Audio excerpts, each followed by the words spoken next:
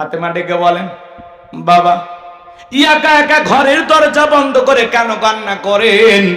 আমার মা খাদিজার কথা ভেবে কি কান্না করেন? চাচা আবু তালিবের কথা ভেবে কি কান্না করেন? নবী আমার ডেকে বলে, মা ফাতেমা, তোর মা খাদিজার কথা ভেবে কান্না করি না, চাচা আবু তালিবের কথা ভেবে কান্না করি না। মা, আমাকে যখন জিবরাইল মেরাজ করার জন্য নিয়ে গেল, মা জান্নাত ভ্রমণ করে দেখালো, জান্নাতটা দেখে দিলটা খুশি হয়ে গেল। আল্লাহর কাছে দোয়া করলাম, আল্লাহ আমার গুনাহগার উম্মতের জন্য বেশি বেশি জান্নাতি হয়। ও মা, জিবরাইল এইবার ডেকে বলে, নবী জান্নাতটা দেখেছেন, এইবার চলেন আপনাকে একটু জাহান্নামটা ঘুরে দেখায়। এইবার যখন আমাকে জাহান্নামের ভিতরে প্রবেশ করানো হলো, মা আমি তাকায়া দেখি জাহান্নামের ভিতরে পুরুষের চাইতে নারীদের সংখ্যাই হলো বেশি। আমি তাকায় দেখি মা, এক শ্রেণীর নারীদের চুলের মুঠিগুলো আসমানের দিকে তুলে ধরা হয়েছে, পা থেকে মাথা পর্যন্ত জাহান্নামের আগুন দাও দাও করে জ্বলতেছে। আমি একবার তাকাইয়া আর তাকাইতে পারলাম না। নারীদের দেহটা মনে হয় গরম পানি যেরকম থকবক থকবক করে ওইরকম থকবক করতেছে, আর তারা এত জোরে চিৎকার মারতেছে, মা মনে হয় তাদের চিৎকার আসমান জমিন ভেঙে পড়বে। আমি জিবরাইলকে বললাম, ভাই জিবরাইল, এই নারীদেরকে কেন এইভাবে শাস্তি দেওয়া হচ্ছে? এই নারীদের কি এমন অপরাধ? জিবরাইল ডেকে বলে, নবী গো, এই সমস্ত নারী তো তারাই যারা বেপরদায় চলাফেরা করতো, মাথায় কাপড় দিত না, স্বামীর আনুগত্য করতো না। এই জন্য আল্লাহ রাব্বুল আলামিন এই নারীদেরকে এইভাবে শাস্তি দিতেছেন। জোরে বলেন নাউজুবিল্লাহ। হযরতে ফাতেমা এই কথা শোনার পরে চুরি চোখের পানি ছেড়ে দিয়ে কান্না করেন আর ডেকে বলেন, বাবা এই যদি হয় বেপরদায় চলা নারীর শাস্তি, আজ থেকে আমি ফাতেমা আরো বেশি পর্দার গুরুত্ব বাড়াবো, আরো বেশি পর্দার প্রতি যত্নবান হব। ও গাজীপুরের মা বোনেরা, হযরতে ফাতেমা নবীর মেয়ে হওয়ার পরেও জাহান্নামী নারীদের এই কথা শোনার পরে পর্দার গুরুত্ব বাড়াইতে চাইলো। ও মা, আপনারা তো নবীদের মা, আপনাদের পেট থেকে তো পৃথিবীতে নবী রাসূলদের জন্ম হয়েছে। ও মা, আপনাদের পেট থেকে সাহাবায়ে কেরামের জন্ম হয়েছে, এই পৃথিবীর আল্লাহওয়ালাদের জন্ম হয়েছে, আলেম ওলামার জন্ম হয়েছে। ও মা, তোমার সম্মান মর্যাদা অনেক বেশি মা। ও মা, পায়ে হাত দিয়ে অনুরোধ করে বলে যায়, মা খবরদার খবরদার বেপরদায় চলাফেরা করা যাবে না। মা নিজের দেহটাকে সুন্দর করে ঢেকে রাস্তাঘাটে চলাফেরা করার দরকার আছে না? না, যেই মডেল যে অভিনেত্রী বলতেছেন বোরকা সৌদি আরবের পোশাক, নবীর যুগে বোরকা ছিল না। আমরা সেই বোনটাকে বলতে চাই, এখনো সময় আছে, তওবা করে ভালো হয়ে যান। আল্লাহর বিধানের বিরুদ্ধে কথা বলে পৃথিবীর জমিনে শান্তি পাবেন না, নিজের নামটা জাহান্নামের ভিতরে লিখে নেবেন। কথা বলেন ঠিক কি না? যারা পর্দা পছন্দ করে না, ফরজ পর্দাকে বৃদ্ধাঙ্গুলি দেখায়, এরা তসলিমা নাসরিনের ছোট বোন। কথা বলে ঠিক কি না? আল্লাহ মা জাতিকে হেদায়েত দান করেন। কোন সম্ভ্রান্ত ভদ্র ফ্যামিলির মেয়ে বোরকা ছাড়া বাহিরে যেতে পারে না। এ কথা বলে না কেন? যার স্বামী ভালো, যার বাবা ভালো, ভাই ভালো, একটা ভদ্র পরিবার, সম্ভ্রান্ত পরিবার, এই ফ্যামিলির কোন মহিলা বেপরদায় যেতে পারে না। কথা বলে। পোশাক সৌদি আরব থেকে এই দেশে এসেছে, আর জোর করে মানুষের উপরে চাপায় দেওয়া হচ্ছে। বলেন তো বাজার, নারীদের জন্য পর্দা করা নফল না ফরজ? আল্লাহ বলেন, ওয়াকরনা ফি বুয়ুতিকুন্না ওয়ালা তাবাররাজনা তাবাররুজাল জাহিলিয়াতিল উলা। নারীরা তোমরা ঘরের ভিতরে অবস্থান করো, খবরদার জাহিলিয়াতি যুগের মেয়েদের মতো নোংরা অশ্লীল পোশাক পরে নিজের দেহকে প্রদর্শন করো না। নারীরা যদি বাহিরে যায় ঢিলাঢালা পোশাক পরে যাবে, হাত মোজা পা মোজা লাগাবে, ফরজ পর্দা মেনে নারীরা বাহিরে ঘোরাফেরা করবে। কথা বলেন ঠিক কিনা? পর্দা হলো নারীকে সিকিউরিটি দিবে, পর্দা নারীর নিরাপত্তা দেবে, পর্দাশীল নারীর উপরে আল্লাহর রহমত নাজিল হয়। পর্দা হলো প্রত্যেকটা নারীর সৌন্দর্য বৃদ্ধি করে। কথা কয় না কেন? হিজাব পর্দা হলো প্রত্যেকটা নারীর অহংকার। কথা বলে ঠিক কিনা? ও মা, ও বোন, পর্দাতে থাকলেই তুমি শান্তিতে থাকবা।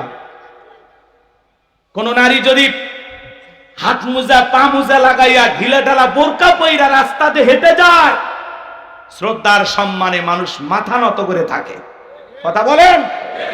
আর কেউ যদি বেপরদায় উল্টা পাল্টা পোশাক পরে বিউটি পার্লারের সাজ দিয়া ঠোঁটটা লিপস্টিক দিয়ে লাল, চোখে দেয় মাস্কারা, যুবকের কাম সারা, লাম খালি মিম খালি, নুনের ওপর এক নোকটা, পেট খালি পিঠ খালি, ভাবির কপালে ডিজিটাল ফোঁটা। এই রং ভঙ্গের সাজ দেখুন নারী যদি যায়, রাস্তার যুবকেরা কয় মাল গেল রে, কথা কয় না কেন? তাহলে চিন্তা করেন মা, যারা বেপরদায় চলাফেরা করে, রাস্তার দুষ্ট যুবকেরা আপনাকে মাল বলে সম্বোধন করে। কোন বোরকা পরা নারীকে এগুলো বলে? এই জন্য মা, নিজের সম্মান নিজে নষ্ট করবেন না। খুব বেশি মডার্ন সাজতে গিয়ে নিজে অর্ধলঙ্গ পোশাক পরবেন না। নিজের সৌন্দর্য নিজে ঠিক রাখবেন মা, কথা বলেন ঠিক কিনা? জান্নাতি নারীদের নেত্রী নাম কি? হযরতে ফাতেমা। আল্লাহ রাসূলের বাড়িতে একদিন গেলেন, দরজায় ডাক দেন, আব্বা দরজা খুলে দেন। বিশ্বনবী দরজা খুলে দিলেন। ফাতেমা তাকায় দেখে নবীজি কান্না করতে করতে চোখ বেবে, দাড়ি ভিজে, জুব্বা পর্যন্ত ভিজে গেছে। ফাতেমা ডেকে বলেন, বাবা একা একা ঘরের দরজা বন্ধ করে কেন কান্না করেন? আমার মা খাদিজার কথা ভেবে কি কান্না করেন? চাচা আবু তালিবের কথা ভেবে কি কান্না করেন? নবী আমার ডেকে বলে, মা ফাতেমা, তোর মা খাদিজার কথা ভেবে কান্না করি না, চাচা আবু তালিবের কথা ভেবে কান্না করি না। মা, আমাকে যখন জিবরাইল মেরাজ করার জন্য নিয়ে গেল, মা জান্নাত ভ্রমণ করে দেখালো, জান্নাতটা দেখে দিলটা খুশি হয়ে গেল। আল্লাহর কাছে দোয়া করলাম, আল্লাহ আমার গুনাহগার উম্মতের জন্য বেশি বেশি জান্নাতি হয়। ও মা, জিবরাইল এইবার ডেকে বলে, নবী জান্নাতটা দেখেছেন, এইবার চলেন আপনাকে একটু জাহান্নামটা ঘুরে দেখায়। এইবার যখন আমাকে জাহান্নামের ভিতরে প্রবেশ করানো হলো, মা আমি তাকায়া দেখি জাহান্নামের ভিতরে পুরুষের চাইতে নারীদের সংখ্যাই হলো বেশি। আমি তাকায় দেখি মা, এক শ্রেণীর নারীদের চুলের মুঠিগুলো আসমানের দিকে তুলে ধরা হয়েছে, পা থেকে মাথা পর্যন্ত জাহান্নামের আগুন দাও দাও করে জ্বলতেছে। আমি একবার তাকাইয়া আর তাকাইতে পারলাম না। নারীদের দেহটা মনে হয় গরম পানি যেরকম থকবক থকবক করে, ওইরকম থকবক করতেছে। আর তারা এত জোরে চিৎকার মারতেছে, মা মনে হয় তাদের চিৎকার আসমান জমিন ভেঙে পড়বে। আমি জিবরাইলকে বললাম, ভাই জিবরাইল, এই নারীদেরকে কেন এইভাবে শাস্তি দেওয়া হচ্ছে? এই নারীদের কি এমন অপরাধ? জিবরাইল ডেকে বলে, নবী গো, এই সমস্ত নারী তো তারাই যারা বেপরদায় চলাফেরা করতো, মাথায় কাপড় দিত না, স্বামীর আনুগত্য করতো না। এই জন্য আল্লাহ রাব্বুল আলামিন এই নারীদেরকে এইভাবে শাস্তি দিতেছেন। জোরে বলেন নাউজুবিল্লাহ। হযরতে ফাতেমা এই কথা শোনার পরে চুরি চোখের পানি ছেড়ে দিয়ে কান্না করেন আর ডেকে বলেন, বাবা এই যদি হয় বেপরদায় চলা নারীর শাস্তি, আজ থেকে আমি ফাতেমা আরো বেশি পর্দার গুরুত্ব বাড়াবো, আরো বেশি পর্দার প্রতি যত্নবান হব। ও গাজীপুরের মা বোনেরা, হযরতে ফাতেমা নবীর মেয়ে হওয়ার পরেও জাহান্নামী নারীদের এই কথা শোনার পরে পর্দার গুরুত্ব বাড়াইতে চাইলো। ও মা, আপনারা তো নবীদের মা, আপনাদের পেট থেকে তো পৃথিবীতে নবী রাসূলদের জন্ম হয়েছে।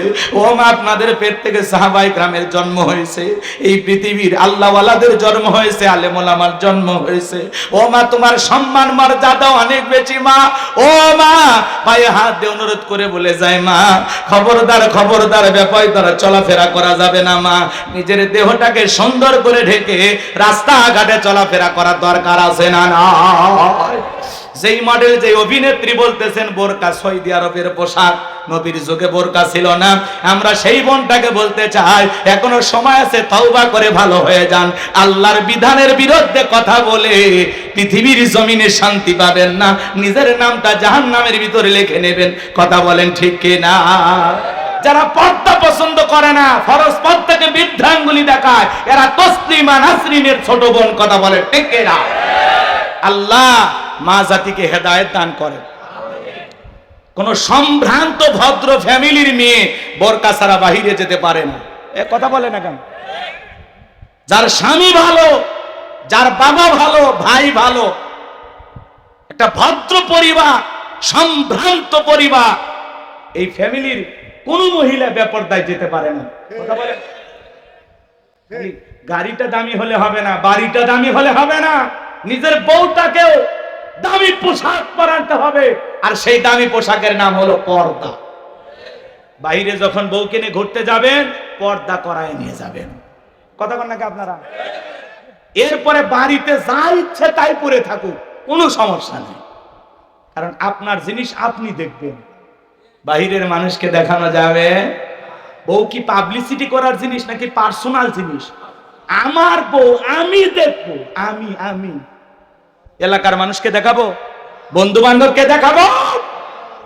যারা নিজের বউকে মানুষের সামনে প্রদর্শন করে, মানুষকে দেখা, এদের রুচিতে সমস্যা।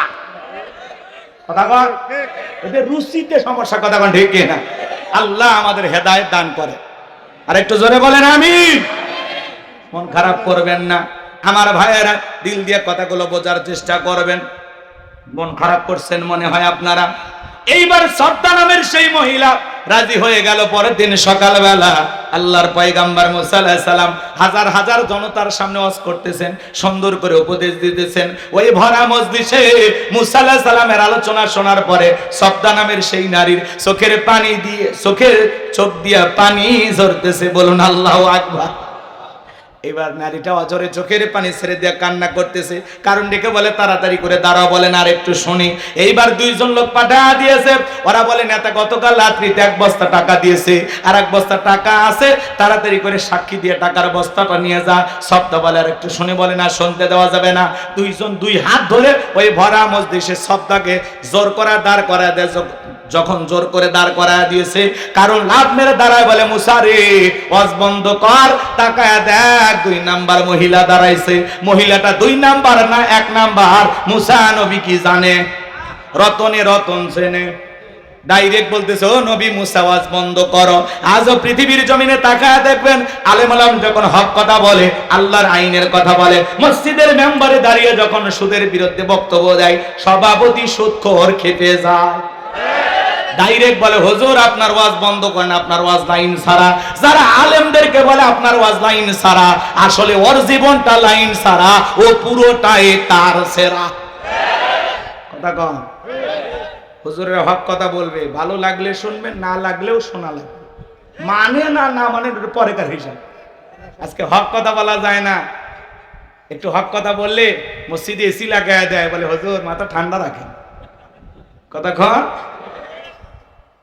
কি কায়দায় চলতেছে দুনিয়াদারি, খালি তেল তেলা, খালি তেল। হক কথা বলতে চায়। রাগ করতেছেন?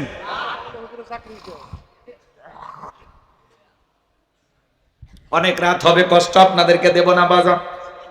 মনে রাখবেন, আলেমদের কথা বলতে যারা বাধা দেবে, এই পৃথিবীর জমিনে বিশ্ব নবীকে কোরআন তেলাওয়াতে বাধা দিয়েছিলেন কারা? নবীর দাওয়াতে বাধা দিয়েছিলেন কারা? কাফেররা। কথা বলেন।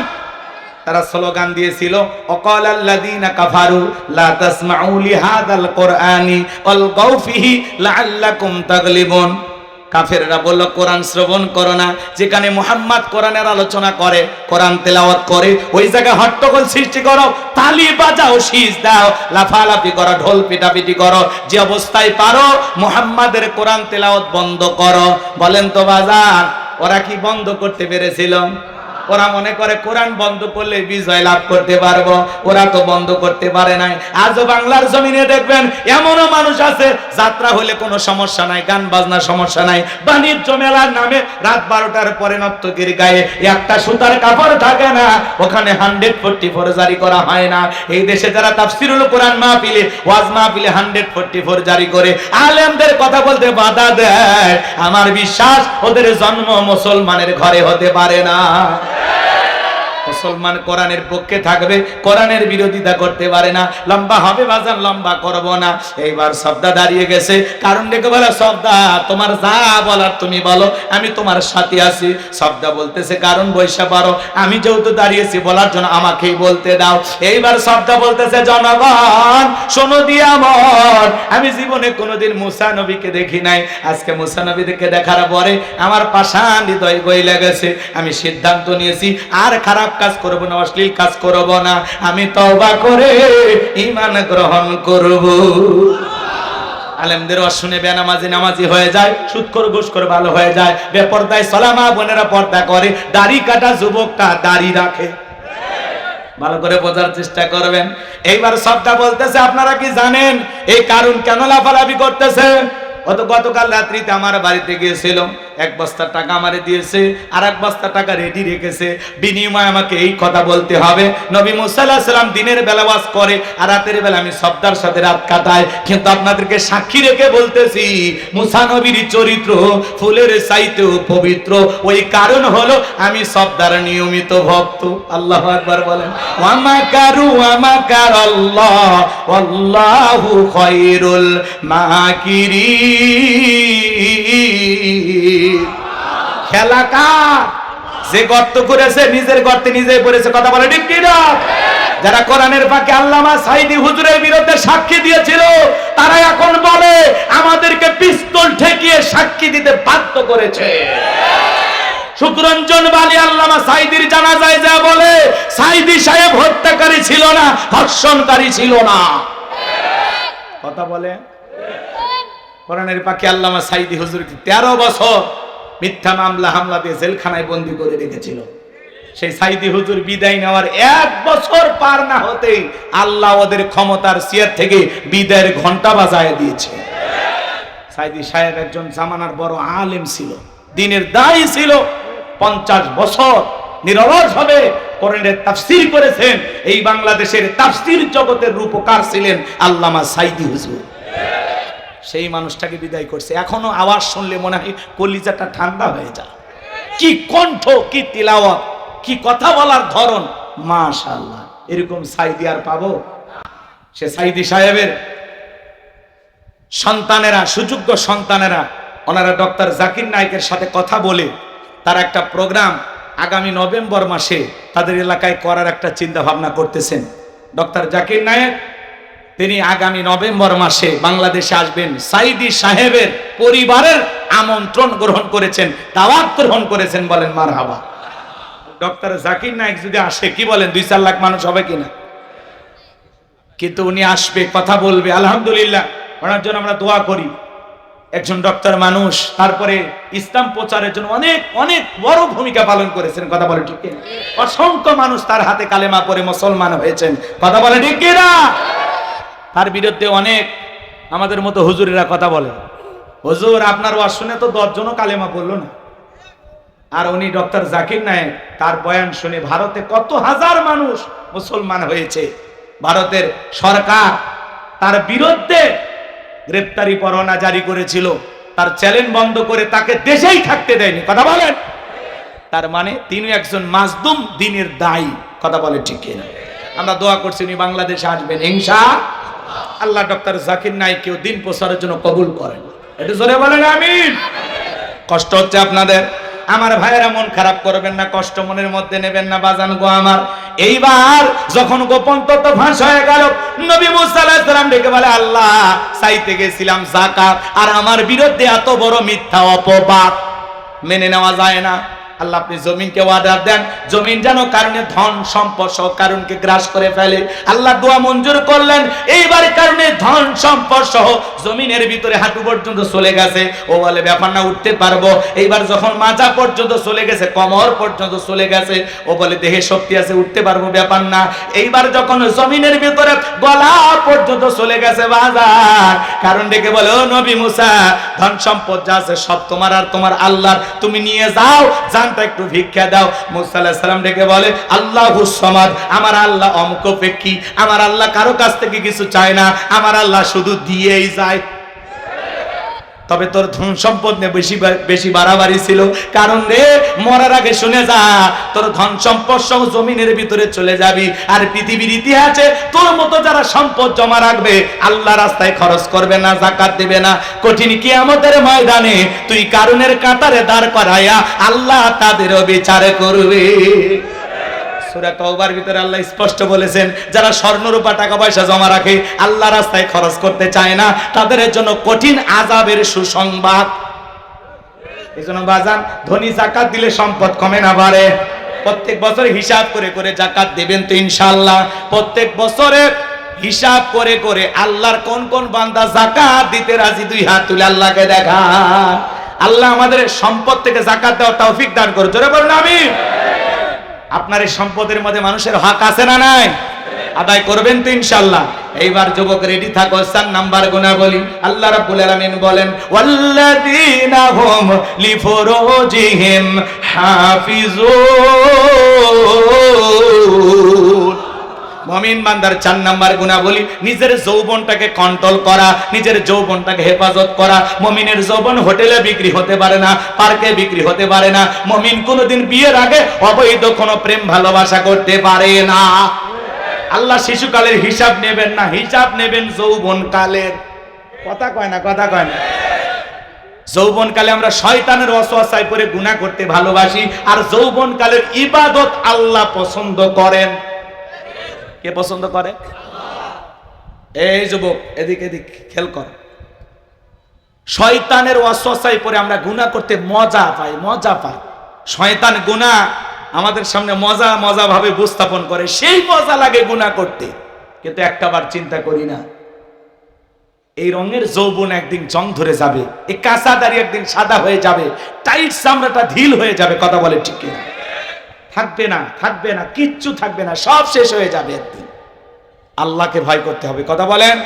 হযরতে আলী রাদিয়াল্লাহু তাআলা আনহু বলেছেন, তোমরা যৌবনের তাড়নায় গুনাহ করো, একদিন তোমাদের যৌবন থাকবে না, আমলনামায় গুনাহ ঠিকই লেখা থাকবে। কথা বলে ঠিক কিনা?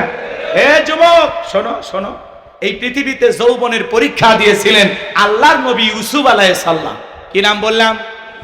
ইউসুফ আলাইহিস সালাম যৌবনের পরীক্ষা দিয়েছিলেন। জুলেখা একটা গোপন কক্ষে নিয়ে গেছে, প্রত্যেকটা দরজায় তালা মারা।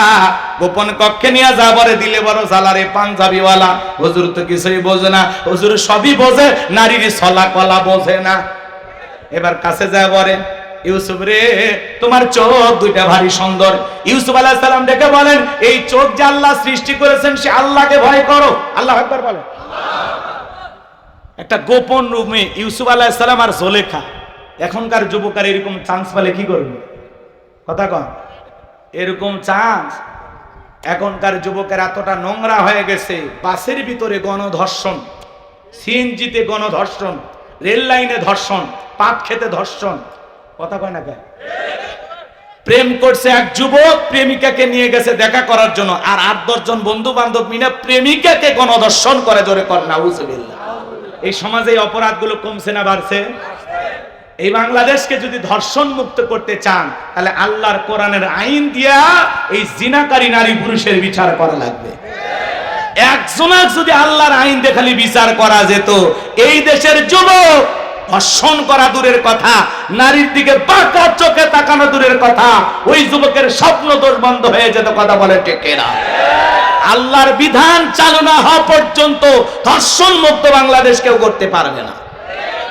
ধর্ষণের সর্বোচ্চ শাস্তি কি? মৃত্যুদণ্ড। কথা কয় না? ফাঁসি। কিন্তু আজ পর্যন্ত কয়জন ধর্ষকের ফাঁসি হয়? ধর্ষণ করছে, অপরাধ প্রমাণিত হয়েছে, 2-3 দিনের মধ্যেই বাইতুল মুকাররমের সামনে নিয়ে এসে দেশের সর্বোচ্চ আইন অনুযায়ী, আল্লাহর আইন তো পছন্দ হয় না আপনাদের, দেশের আইন অনুযায়ী বাইতুল মুকাররমের সামনে দিনের বেলায় ঝুলিয়ে দেন। রাত 12টা 1 মিনিটে না, ফাঁসি হবে দুপুর 12টা 1 মিনিটে। 4 দেয়ালের ভিতরে ফাঁসি কলার গাছও দিচ্ছে না, মানুষও দিচ্ছে, টেকা খায় ছাড়িয়ে দিচ্ছে না, কি করতেছে আমরা কিছুই দেখতে পারি না। এলে বিচার দিয়ে সমাজ চলবি? হ্যাঁ, চুরি দুর্নীতির মহা উৎসব। 16 বছর খালি দুর্নীতি, বেগম পারাবান আছে। এক নেতার কোটি কোটি টাকা ব্যাংকে পড়ে আছে, কোটি কোটি টাকার গাড়ি পড়ে আছে, এমপি মন্ত্রী সব ভাগে গেছে। মুখ ভেলটায় বলতো পালাবো না। আছে ওরা ভাই আছে? হ্যাঁ, আপনার জেল খাটাইছে। এই যে দেখেন বিএনপির ভাইয়েরা কি নির্যাতন সহ্য করছে, বাপ রে বাপ। বিএনপি আর জামাত করা তো মামলা দিয়ে শেষ। এখন আবার প্রধানমন্ত্রী, সাবেক প্রধানমন্ত্রী শেখ হাসিনার বিরুদ্ধে মামলা। ভারত থেকে বলতেছে আমি তো কোনো অপরাধই করিনি। কি নিষ্পাপ এক মহিলার নামে মামলা দিচ্ছে গো। যারা দিচ্ছে এদের উপর তো গজব পড়বে। আর ওরা যে একটা অন্ধ ব্যক্তির নামে গাড়ি পোড়ানোর মামলা দিয়েছে, সুপ্রিম কোর্টে হাজিরা দিবে আসছিল, দেখেননি আপনারা? আচ্ছা, অন্ধ মানুষ গাড়ি পোড়াছে? হ্যাঁ, ওই গাড়ি বাড়ি কিছু চেনে? ওই অন্ধ, ওই নিজের বউকে ঠিক মতো চেনে না। কথা কন ঠিক না? রাগ করেন না, মন খারাপ করবেন না আমার ভাইয়েরা। কষ্ট মনের মধ্যে নেবেন না বাজান, লম্বা করার কোনো সুযোগ নাই যুবক রে। আল্লাহ নবী ইউসুফ আলাইহিস সালামের কাছে জুলেখা এবার যায় নিজের শরীরের কাপড়গুলো ছিঁড়ে ছিঁড়ে দেবতার মুখগুলো ঢাকতেছে। ইউসুফ আলাইহিস সালাম ডেকে বলে, কাপড়ে ঢাকিলে তুমি দেবতার মুখ, কি দিয়া ঢাকিবা তুমি বিধাতার মুখ। এইবার জুলেখা কাছে আসে আর ইশারা ইঙ্গিতে কি যেন বুঝাইতে চায়। ইউসুফ আলাইহিস সালামের অন্তরে কার ভয়? আর একটু জোরে বলেন কার ভয়? ইন্নিয়া খাফুল্লাহ, অন্তরে আল্লাহর ভয়। ইউসুফ আলাইহিস সালাম ডেকে বলে, আল্লাহ, জুলেখার মনের অবস্থা আমি বুঝতে পেরেছি, একমাত্র আপনি ছাড়া আর বাঁচানোর কেউ নাই। আল্লাহ তোমার উপরে তাওয়াক্কুল করে নিজের ইজ্জতকে বাঁচানোর জন্য দৌড় মারার দায়িত্ব আমার, আর আপনার কুদরত থেকে তালা খুলে দেওয়ার দায়িত্ব আপনার। ইউসুফ আলাইহিস সালাম আল্লাহর উপরে তাওয়াক্কুল করে যখন এক দৌড় মেরেছে বাজার, আল্লাহ রাব্বুল আলামিনের কুদরতি ভাবে প্রত্যেকটা দরজার তালা খুলে গেছে। বলুন সুবহানাল্লাহ। এইবার শেষ দরজায় ইউসুফ আলাইহিস সালাম যখন চলে গেছে, জুলেখা পিছন থেকে মারছে থাবা, এক থাবাতে জামা পর্যন্ত ছিঁড়ে গেছে। ইউসুফ আলাইহিস সালাম ডেকে বলে, জামা ছিঁড়ে যায় যাক, ইজ্জত দেওয়া যাবে না।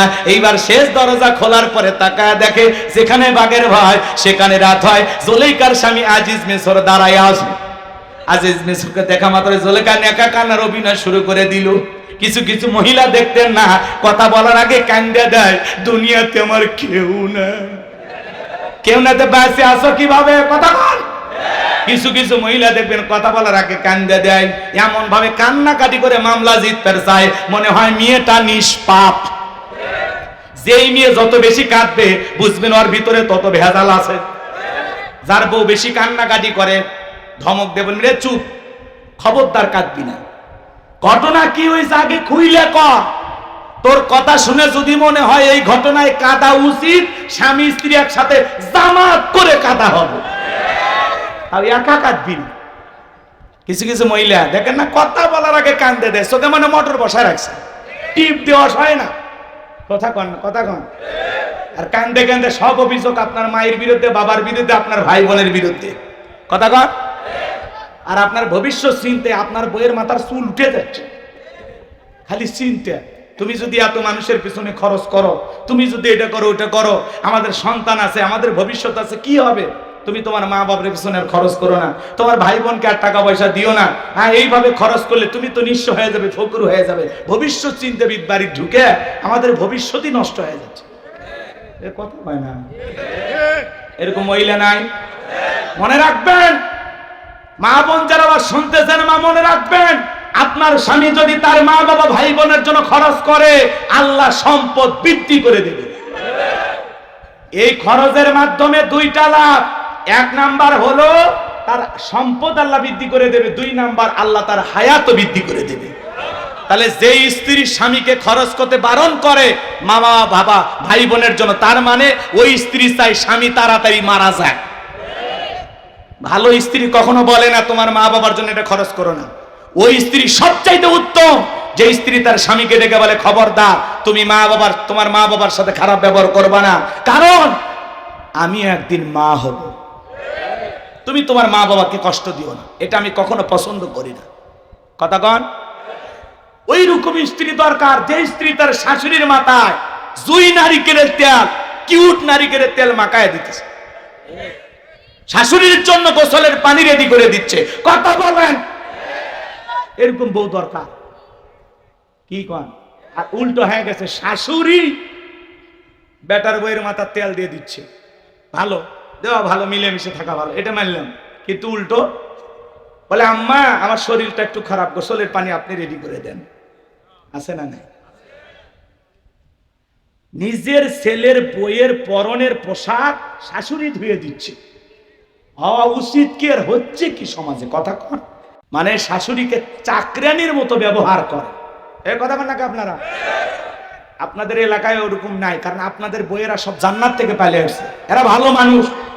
বাপরে বাপ, এগুলো ভারতে ঘটতেছে, এই দেশে এখনো শুরু হয়নি। কষ্ট পাচ্ছেন মনে হয় আপনারা। আমার ভাইয়েরা, জুলেখা এবার নেকা কান্নার অভিনয় করে ডেকে বলে, স্বামী ইউসুফকে ছেলের মতো দেখতাম, আজকে সুযোগ পা আমার ইজ্জতের দিকে হাত বাড়াইছে, আর একটু দেরি হয়ে গেলে আমার সর্বনাশ হয়ে যেত। মিথ্যা ধর্ষণের অপবাদ দিয়া মিথ্যা ধর্ষণের আসামি বানায়া, এক নয় দুই নয়, ইউসুফ আলাইহিস সালামকে 9.5 বছর জেলখানায় বন্দি রেখেছিল জুলেখা। আজও আলেমদেরকে ধর্ষণের আসামি বানায়া জেলখানায় বন্দি করবে যারা, ওরা হলো ডিজিটাল জুলেখা। ভালো করে বোঝার চেষ্টা করবেন বাজান। এই জন্য যুবক, তোমাদের পায়ে হাত দিয়ে অনুরোধ করে বলে যায়, নারীর ছলনা বড় মারাত্মক, নারীদের চক্রান্ত ষড়যন্ত্র বড় কঠিন। মনে রাখবা, নারীদের চক্রান্ত এত মজবুত, এত কঠিন, মাঝে মাঝে শয়তান ওদের কাছে ফেল মারে। নারীদের চক্রান্ত ষড়যন্ত্র বড় মারাত্মক। এরা ছেলেদের ভালোবাসে না, এরা ছেলেদের মন নিয়ে ব্যবসা বাণিজ্য করে। এ কথা কেন? পুরুষ নারীর ভালোবাসার কাঙ্গাল, কিন্তু ওই নারী আপনাকে ভালোবাসে না, আপনাকে ঘৃণার চোখে দেখে, ও অন্য পুরুষের কাছে ভালোবাসা খোঁজে। কথা বলে না কেন? এরকম মহিলা আছে না নাই? আজকে এই সমাজে সবচাইতে বড় সমস্যা যেই জিনিসটা আমাদের করে ফেলেছে, সেটা হলো এই মোবাইল। কথা বলে না কেন? এই মোবাইলের কারণে মানুষের সময় নষ্ট হচ্ছে, মানুষের জীবনের মূল্যবান সময় মোবাইলের পিছনে নষ্ট হচ্ছে। ইউটিউব, ইন্টারনেট ঘাটাঘাটি করে, ইমো, মেসেঞ্জারে সেটিং করে। কথা বলেন। এই মোবাইলের ওজন কম, কিন্তু মোবাইলের মাধ্যমে পাপের ওজনটা অনেক বেশি। একা একা রুমের ভিতরে দাঁড়ায়া যুবক কি সুন্দর ভিডিও দেখতেছে, কথা কয় না কেন? তাহলে এই মোবাইল যুব সমাজকে নষ্ট করছে। কথা বলে ঠিক কি না? দেশে মোবাইল আইছে, চিঠি বন্ধ হইয়াছে, দিওয়ানা বানাইছে, পোলা মাইয়ার মনের কথা ভাসে বাতাসে। ও দেখো পোলা ফানের মন বাদা ফেসবুকে এখন, মোবাইলে চ্যাটিং কইরা কাটায় সারাক্ষণ। এই মোবাইল পাইয়া দেখো মদনের মাইয়া, এই মোবাইল পাইয়া দেখো রমজানের মাইয়া, কি কাণ্ড ঘটাইছে, স্বামী সন্তান রাইখা নাকি পালাইয়া গেছে, স্বামী সংসার রাইখা নাকি পলাইয়া গেছে। 2 বাচ্চার মা, 4 বাচ্চার মা পরকীয়া প্রেম করে আরেকটা ছেলের হাত ধরে পালিয়ে যায়। যে নারী স্বামী রেখে সন্তান রেখে আরেকটা পরপুরুষের হাত ধরে পালিয়ে যায়, ওটা নারী না, ওটা নারী জাতির কলঙ্ক, পাশানি, ডাইনি, ছলনাময়ী। কেমনে পারলা মা? ও মা, তুমি কেমনে পারলা স্বামী রাইকা সন্তান রাইকা আরেকটা পুরুষের হাত ধরতে? কেমনে পারো? এই কথা আপনাদের এলাকায় জীবনে এই ঘটনা ঘটেনি? অবাক হয়ে যাবেন। ভাগিনে মামির সাথে উধাও, শাসিক না ভাতিজের খবর নাই, ভাবিক না দেবর উঠাও। এই ধরনের ঘটনা ঘটতেছে না? এর মূল সমস্যা হলো বেপরদায় চলাফেরা। মামি দেখতে কেমন, ভাগ্নের দেখা শেষ। শাসি দেখতে কেমন, ভাতিদের দেখা শেষ। এই জন্য এই সমস্যাগুলো সমাজে সৃষ্টি হচ্ছে। এই জন্য বাজান, বেপরদায় চলাফেরা করা, নারীদেরকে কন্ট্রোল করতে হবে। রাগ করেন, সব দেশ কি নারীর পুরুষের দোষ নয়? আমরা কি ফেরেশতা নাকি? এই যুবক, তোমাকে বলছি, তোমার স্ত্রীর সাথে যদি কেউ পরকীয়া প্রেম করে মেনে নেবা। তোমার মায়ের সাথে, তোমার বোনের সাথে কথা বলে না কেন? আপনার স্ত্রীর সাথে পরকীয়া প্রেম আপনি মেনে নেবেন না, কিন্তু আপনি যার সাথে পরকীয়া প্রেম করেন সেটা কারো না কারো স্ত্রী, কারো না কারো মা, কারো না কারো মেয়ে। কথা বলে ঠিক না?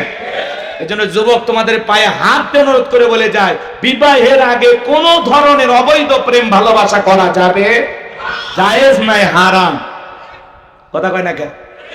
কত মহিলা আছে গরিব, অসহায়, বিয়ে দিতে পারে না, যাও বিয়ে করো, আল্লাহ খুশি হবে। অন্যের বইয়ের দিকে নজর দাও কেন? কথা কয় না কেন? কত স্বামী পরিত্যক্তা নারী আছে, বিধবা, অসহায়, 2-3টা বাচ্চা নিয়ে জীবনই চলে না, যা বেটা বিয়ে কর, আল্লাহ খুশি হবে। ও তুমি ওই জায়গায় যাবা না, তুমি আলগা খোঁজো, শয়তান। আল্লাহ হেদায়েত দান করুক। সরে কোন আমিন। শুনতে খারাপ লাগে, ও গোলাম রব্বানী হুজুর কইলে দোষ, নিজে যেগুলো আকাম বদকাম করে বেড়াচ্ছেন হিসাব করতেছেন না। কেউ না দেখলে একজন দেখেন, তিনি কে? যুবক শোনো, কার হাত ধরে পার্কে ঘুরতেছো? মা বাবার চোখকে ফাঁকি দিতে পারবা, আল্লাহর কুদরতি চোখকে ফাঁকি দেওয়া যাবে? রাত 2টার দিকে কার জানালায় যায় ডাক দিয়া সারা রাত গল্প করেছো? অনেক চাচা ভাবতেছে যাক সব আজ যুবকদের হচ্ছে, আমরা বেঁচে গেলাম। চাচা আপনার এরকম বয়স ছিল যখন 22 বছর 25 বছর ছিল, ওই যে যমুনা নদীর যায় সোয়েলা নৌকা চড়ে ওই যে চরের ভিতরে কাশফুলের ওই সাইডে কার হাত ধরে ঘুরেছেন, সেই দিনের লেখাও ফেরেশতারা লিখে রাখছে। ভুলে গেছে। আল্লাহ হেদায়েত দান করে। যদি গুনাহ করে থাকেন আল্লাহর কাছে মাপ চান। কথা কয় না কেন? আল্লাহ আমাদের হেদায়েত দান করে। জোরে বলেন আমিন। এই পরকের অভিশাপে পুরো বাংলাদেশে আগুন জ্বলতেছে। কথা বলেন, রাগ করতেছেন নাকি? আর একটা সমস্যা কি বলবো? ওদের সে টিকটক আসিয়া সবাইকে আলো বাসিয়া। টিকটক বোঝেন না? ছোট ছোট বাচ্চারা টিকটক ভিডিও বানায়। মহিলা নুডলস রান্না করতেছে, তাও টিকটক। হ্যালো বন্ধুরা, দেখেন কিভাবে নুডলস রান্না করতে হয়। প্রথমে সয়াবিনের তেল, এরপরে তেজপাতা, তারপরে আমার গালতে একটা থাপ্পড় মেরে ছুঁয়ে যাবেন। আরে ভাই, রান্না করতেছে করু, কে মানা করছে এই পাগলিক? কিন্তু এগুলো নাটক করতেছে। সমাজে আছে না না? বেপরদায় চলাফেরা, আহারি, কি নোংরা নোংরা সমাজ হয়ে গেছে। কথা কর ঠিক কিনা? নিজের বউকে দিয়া বেপরদায় ভিডিও বানায়া ইনকাম করতেছে, এর চাইতে ভিক্ষা করে খাওয়া ভালো। কথা বল। ওদের সাথে টিকটক আসিয়া সবাইকে আলো বাসিয়া। সিদ্দিক সোরা নায়ক কইছে আইডি খুলিয়া, হিরো আলম নায়ক কইছে আইডি খুলিয়া। এই মোবাইলে হাই কি জাদু আছে ভাই, পোলা পান বুঝাছে, পড়ালেখা তুইলা রাখছে সত্য মাকাশে। যাই হোক, বাজার লম্বা হবে, আমি লম্বা করব না। আজকের যুবকেরা এমন অবস্থা হয়ে গেছে, 20 বছরের যুবক বাড়িতে যা বলে, আব্বা উত্তর পারে লাকিকে আমি কথা দিয়েছি, রাজি থাকলে 1 শ্রাবণ, না হলে 2 শ্রাবণ। পিতামাতা রাজি হয় না, পালিয়ে যায়, বিয়ে করে। 3 মাস পরে বউ পালিয়ে যায়, জীবন থেকে শান্তিও হারিয়ে যায়। মনে রাখবেন যে সন্তানেরা পিতামাতার মনে কষ্ট দিয়ে অবাধ্য হয়ে পালিয়ে বিয়ে করে, এরা জীবনে কখনো সুখী হতে পারবে না। পিতামাতার মনে কষ্ট দিয়া কখনো ভালো থাকতে পারবেন না। পিতামাতার দোয়া আছে যেখানে বরকত আছে। তাহলে মা বাবার দোয়া নিয়ে বিয়ে করার দরকার আছে না নাই? তাহলে 4 নাম্বার, ওয়াল্লাযীনা হুম লিফুরুজিহিম হাফিজুন। নিজের যৌবনটাকে সংযত রাখা, নিজের যৌবনটাকে হেফাজত করা। এ যুবক, যৌবনকালে লম্বা সময় রুকু করা যায়, লম্বা সময় সিজদায় থাকা যায়, যেটা বৃদ্ধকালে সম্ভব হয় না। একটা 80 বছরের বুড়ো চাচাকে যদি বলা হয়, চাচা ও চাচা, এটা পৌষ মাস মাঘ মাস, 2000 টাকা দেব, পুকুর থেকে একটু গোসল করে আসেন। চাচা বলে, ভাতিজা পুকুর থেকে গোসল করে 2000 টাকা নেওয়ার মতো শক্তি থাকবে তো? কথা কয় না? একটা বৃদ্ধ মানুষের কাছে ঠান্ডা কি কম না বেশি? কিন্তু একটা যুবককে যদি বলা হয় 2000 টাকা পুকুরে গোসল কর, ভাই হুজুর টাকা রেডি করেন, কাপড় খুলছি, আর একটা পাওয়ার আছে, স্পিরিট আছে। কথা কম। এজন্য এই যৌবন কালের রুকু সিজদা ইবাদত বندگی কবুল করেন কে? তাহলে যৌবন কালটায় আল্লাহর ইবাদতে কাটাইতে রাজি আছে তো ইনশাআল্লাহ? আল্লাহ কবুল করেন, জোরে বলেন আমিন। আল্লাহ রাব্বুল আলামিন বলেন, ওয়াল্লাযীনা হুম লিআমানাতিহিম ওয়া আদিহিম রাউন। 5 আর 6 নম্বরে গুনাহ বলি। আল্লাহ বলেন, ওয়াল্লাযীনা হুম লিআমানাতিহিম ওয়া আহদিহিম রাউন। 5 নাম্বার, আমানত রক্ষা করা। এই জীবনটা কি? জোরে কম, এই শেষ করে দিচ্ছি।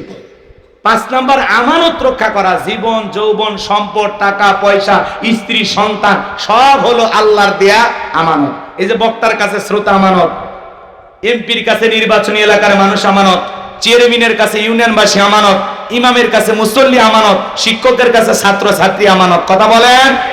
5 নাম্বার আমানত রক্ষা করা। 6 নাম্বার, ওয়াদা প্রতিশ্রুতি রক্ষা করা। মুমিন মুখে যা বলে অন্তরে তা বিশ্বাস করে, কাজে তা বাস্তবায়ন করে। মুমিন কোনোদিন প্রতিশ্রুতি ভঙ্গকারী হতে পারে? তাহলে 6 নাম্বার ওয়াদা ঠিক রাখা লাগবে ইনশাআল্লাহ। 7 নাম্বার, ওয়াল্লাযীনা হুম আলা সালাওয়াতিহিম ইউহাফিজুন। 7 নাম্বার, যত্ন সহকারে সালাত আদায় করা। যে ব্যক্তি আসরে পড়ে মাগরিব পর্যন্ত মসজিদে মন টাঙানো থাকে, আল্লাহর ভয়ে নামাজ আদায় করে, শুধু একা নামাজ পড়লে হবে না, স্ত্রী সন্তানদেরকেও নামাজি বানানোর দরকার আছে না নাই? আল্লাহ সূরা তাহরিমের 6 নম্বর আয়াতে বলেছেন, হে ঈমানদারগণ, নিজেরাও জাহান্নামের আগুন থেকে বাঁচো, তোমার আহল পরিবার পরিজন যারা আছে তাদেরকেও জাহান্নামের আগুন থেকে বাঁচাও।